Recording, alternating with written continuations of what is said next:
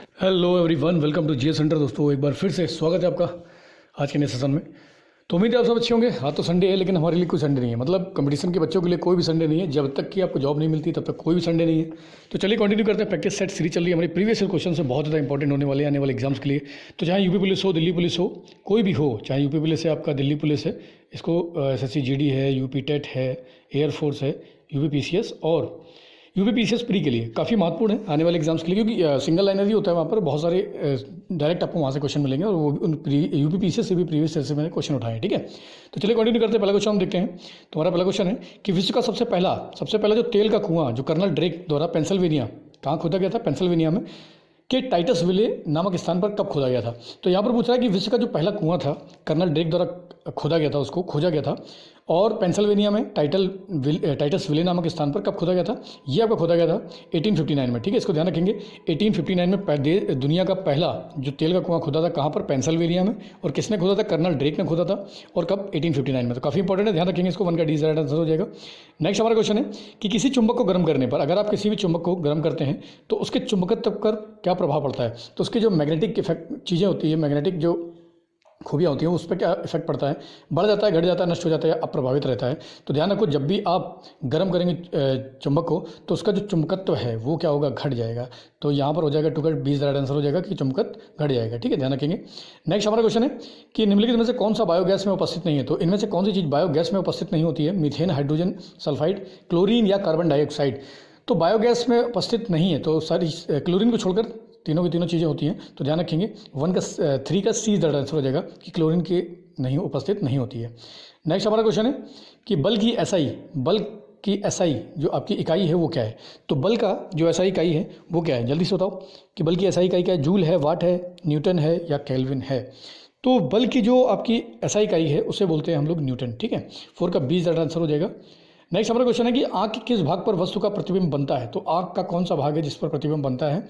तारा है, यहाँ पर कॉर्निया है, आइरिस है या दृष्टिपटल है? तो ये कहाँ पर बनता है? दृष्टिपटल पर, रेटिना पर। ठीक है, ध्यान रखेंगे। 5 का डी आंसर हो जाएगा हमारा।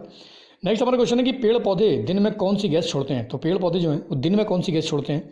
तो गैस कौन सी उत्सर्जित करते हैं? तो ये करते हैं आपकी ऑक्सीजन। क्या करते हैं? ऑक्सीजन। और रात में क्या प्रोड्यूस करते हैं? Carbon dioxide. तो इसको ध्यान रखेंगे, बहुत महत्वपूर्ण क्वेश्चन है।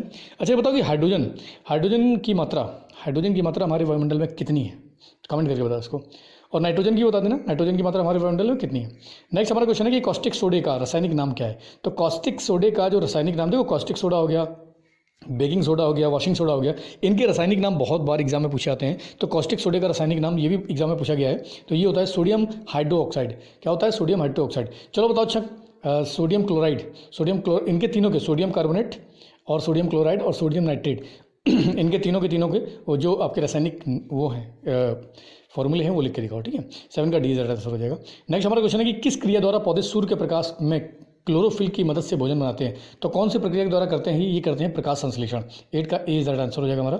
8 का ए आंसर हो जाएगा। ठीक है, नेक्स्ट हम बात करते हैं कि मानव शरीर में यूरिया की अधिकतम मात्रा कहाँ पाई जाती है?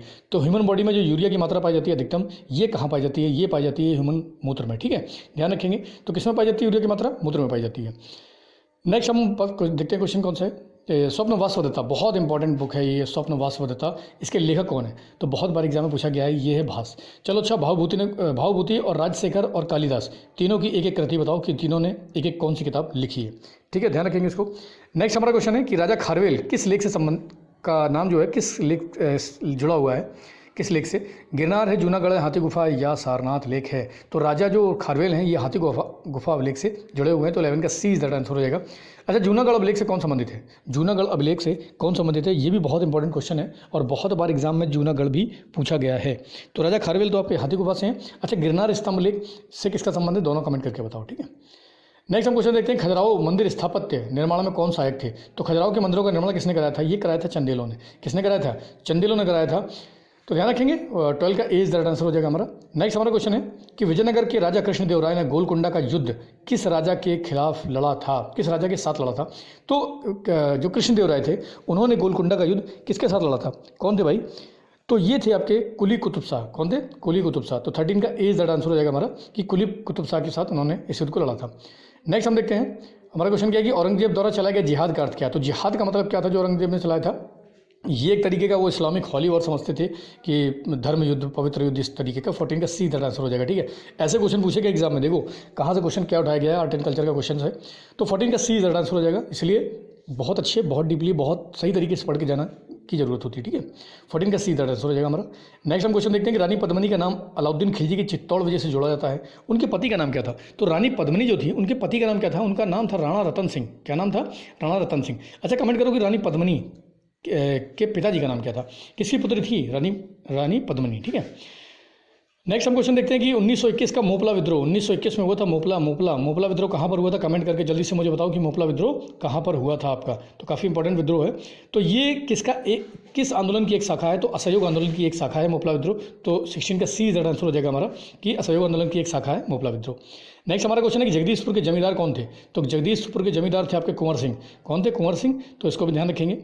नाना साहब कहाँ से, रानी लक्ष्मीबाई झांसी से जुड़ी हुई थी, ठीक है। नाना साहब तात्या टोपे, तो तात्या टोपे और नाना साहब दोनों 1857 की क्रांति में कहाँ से जुड़े हुए थे, इसको कमेंट करके बताओ, ठीक है, कि नाना साहब और तात्या टोपे कहाँ से जुड़े हुए थे। नेक्स्ट हमारा क्वेश्चन है भगत सिंह, राजगुरु और सुखदेव को फांसी कब हुई थी। ये हुई थी आपकी 1931 को।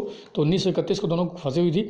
अच्छा 1911 में कौन सा दिल्ली दरबार लगा था, कमेंट करो, क्या कोई लगा भी था या नहीं लगा था, और कौन लगा था तो कौन सा दिल्ली दरबार लगा था, ठीक है। और 1921 की एक प्रमुख घटना के बारे में कमेंट करके बताओ कि 1921 में आधुनिक भारत में कौन सी प्रमुख घटना हुई थी, उसको कमेंट करके बताओ।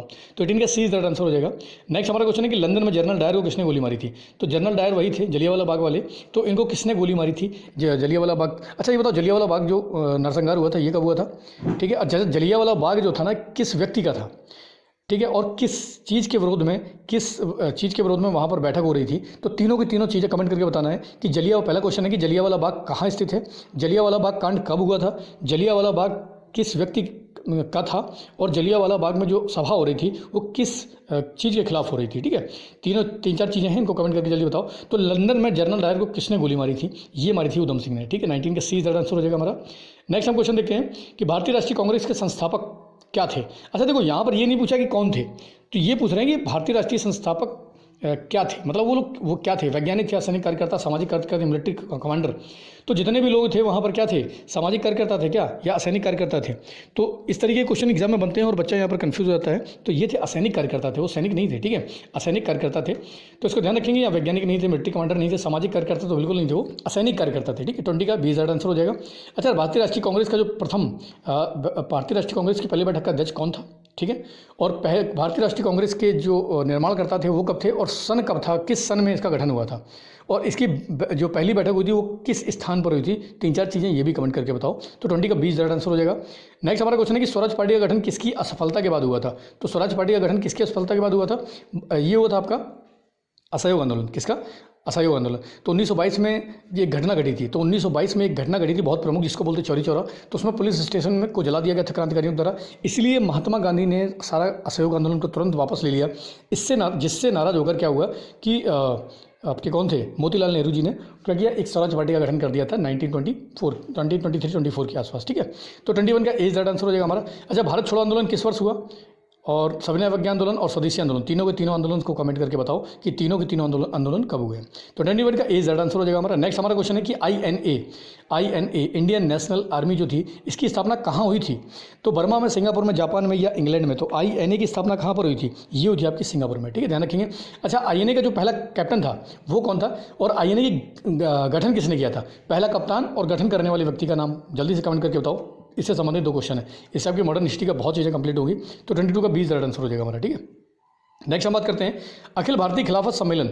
जो अखिल भारतीय खिलाफत सम्मेलन 1919 में हुआ था, इसकी अध्यक्षता किसने की थी। तो देखो खिलाफत जो सम्मेलन था इसकी अध्यक्षता किसने करी थी, ये करी थी आपकी। और ये खिलाफत सम्मेलन जो था ना, ये कहीं ना कहीं असहयोग आंदोलन का एक हिस्सा था। और खिलाफत जो आंदोलन था ये तुर्की में हुए खलीफा के ऊपर जो अत्याचार कर रही थी ब्रिटिश सरकार, उसके खिलाफ में, मतलब तुर्की के खलीफा का समर्थन करने के लिए भारतीय मुसलमानों के द्वारा ये आंदोलन शुरू किया गया था, जिसका नेतृत्व किसने किया था, महात्मा गांधी जी ने। इसकी अध्यक्षता किसने की थी, तो महात्मा गांधी ने। मतलब इतना ज़्यादा भाईचारा था उस समय, ठीक है।